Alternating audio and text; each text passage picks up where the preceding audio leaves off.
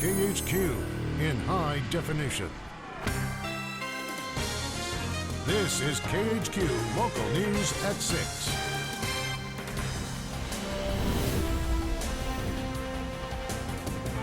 Fear and heartache grip a local community as a massive rescue effort to save a trapped miner continues. Hopefully, it's just a matter of sitting it out and waiting. It's been just over 24 hours since anyone heard from him as people pray for a miracle. Good evening. Thanks for joining us tonight at 6 o'clock. We have live team coverage tonight from the Lucky Friday mine. KHQ's Caitlin Bolduc has been in town all morning finding out exactly what happened and what comes next in this rescue operation. And Gabby Fleischman has been talking to residents in the small mining town. They're both on scene tonight tracking the latest developments. It's all happening in Mullen, Idaho, just east of Kellogg. We have live team coverage tonight, beginning with KHQ's Caitlin Bolduc. She's standing by with the latest. Good evening, Caitlin. Yeah, good evening, Jennifer. Hecla Mining not confirming the identity of that miner out of respect for the family at this time.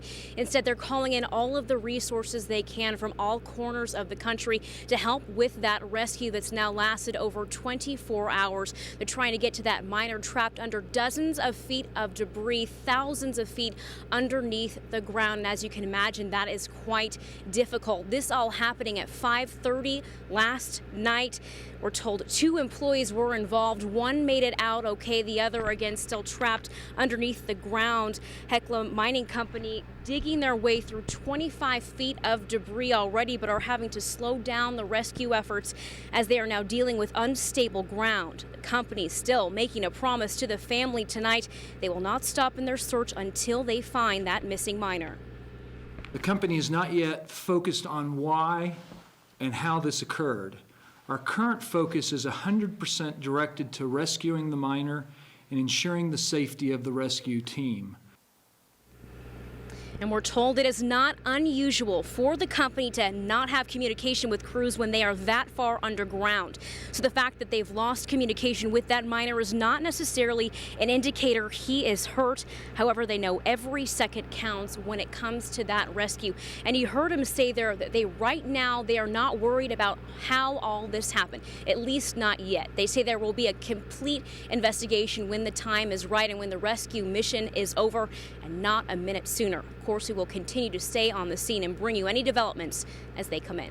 Reporting live, Caitlin Bolduc, KHQ Local News. Thank you very much for that live report, Caitlin, in Mullen, Idaho. Now we continue our team coverage now with Gabby Fleischman. She talked to a miner who works at Lucky Friday Mine and joins us live now from Mullen. Good evening, Gabby. From talking to people in the community today, I learned that everyone here either works at the mine or knows somebody who does, so this accident has really affected everybody here in Mullen. Eric Patterson works at the Lucky Friday Mine in Mullen. He heard the news of a collapse after his shift last night. I was actually working day shift, and it happened about an hour or so after I left work. One of Patterson's coworkers made it out safely. Another is trapped. When anything happens like this to somebody you know, it just, hits you hard. And I've actually experienced a little of what he's going through myself, but I've never been trapped underground. It's a tough story to hear from more than 275 miners that work in Lucky Friday every day, and for their families who know the dangers they face. In the back of your mind, yeah, you think about it, but gotta go to work, pay the bills. But work is the last thing on everyone's mind today as Patterson and the rest of the community wait and pray that their friend is alive. I just hope that we can rescue this miner. And as Caitlin said, out of respect for the family, the name of the miner isn't being released, but the community here, even though they don't know who he is at this point, they still continue to pray for him and his family, and they hope that he does make it out alive. Reporting live, Gabby Fleischman, KHQ Local News. Thank you very much, Gabby. Now, this is not the first time the Inland Northwest has seen a mining accident. Last summer, a Pinehurst resident died after an accident in the Galena mine in northern Idaho's Silver Valley. 29-year-old Timothy Allen Bush played defensive end at the University of Montana from 2000 to 2003 and was first team All Big Sky Conference in 2002. One of the biggest mining accidents in the United States history, the fire at the Sunshine Mine in Kellogg, Idaho back in 1972. Only 2 men were rescued alive in that accident. You see them here, Tom Wilkinson and Ronald Flory. Well, we'll stay in Mullen, Idaho throughout the night tonight. Watch us tonight on KHQ Local News 11 at 11 for the latest information in the ground fall accident at the Lucky Friday Mine. We also have extensive coverage on our website, KHQ.com, including this afternoon's press conference with the Hecla Mining Company. That's on our website, KHQ.com. Now we turn now to a developing story we're tracking tonight involving a murder investigation in Spokane Valley, where a man was found dead in his burned out car and 2 siblings are now charged with that crime. Brianna Sims was arrested near the scene of the crime at Bigelow Gulch Road and Forker.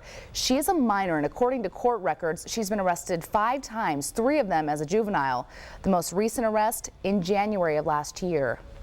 Also, her brother, Justice Sims, he's 28 years old, was also arrested last night outside his North Spokane apartment on Washington Street. Court records show his rap sheet isn't as long as his sister's, but he has appeared in court 3 times as a minor, once in 1999 to file an order of protection and another in 2002 for an unrelated issue.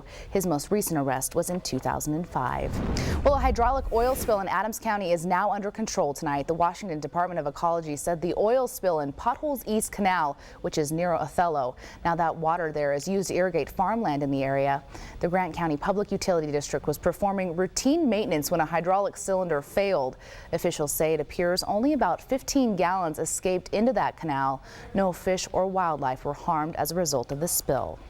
To the state budget tonight, where a special session may be on the horizon in Washington state. Right now, lawmakers have a limited amount of time to pass major policy bills and the budget issues, and so far, but it looks like they will run out of time since neither the Senate nor the House are meeting this weekend. We're going to toss it over to Leslie Lowe in the Weather Authority Center with your weekend weather forecast. Hi, Leslie. Hey, Jen. You know, it's been an interesting day. We started out with some rain showers. By this afternoon, some sun breaks, and now we've got some pop-up thunderstorms around the area. Let's take you on over to HD Doppler 6.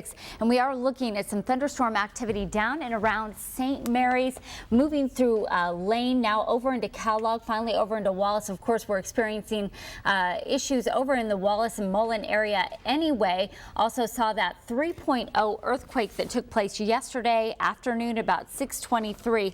I will tell you that we will continue to look for scattered showers and isolated thunderstorms moving northeast, again pushing through areas like Kellogg. Here we have got those 3 strikes of lightning right there. We're going to look for the potential of hail associated with this as well. Motorists traveling along Highway 95, State Route 5, as well as State Route 3 could experience brief, heavy periods of rain, graupel and or small hail, and winds will be gusting up around 25-35 miles an hour. So some interesting weather that will die down as we head into the overnight hours. We'll take a closer look at what you can expect tomorrow for the race for the cure, as well as your 6-day forecast in just a few minutes. Jen, back over to you. Thank you very much, Leslie. Well, right now it's Japan Week 2011 in Spokane. Today was the first day of celebratory events here in town. The Council General of Japan, Spokane Mayor Mary Verner, and Valley Mayor Tom Towie attended the opening ceremonies in River Park Square this afternoon. Events will continue until next Sunday, and if you'd like a full list of those activities, log on to their website, japanweekspokane.com, or just go on over to our website, KHQ.com. Well, coming up tonight, we continue our special coverage of the ground fall at Lucky Friday Mine. That will continue. We'll check back in with Gabby Fleischman with another live report from Mullen. Plus, Monday is tax day. We'll have some tips on filing your taxes correctly coming up right after the break. You're watching KHQ, Channel 6. Local news at 6, right now.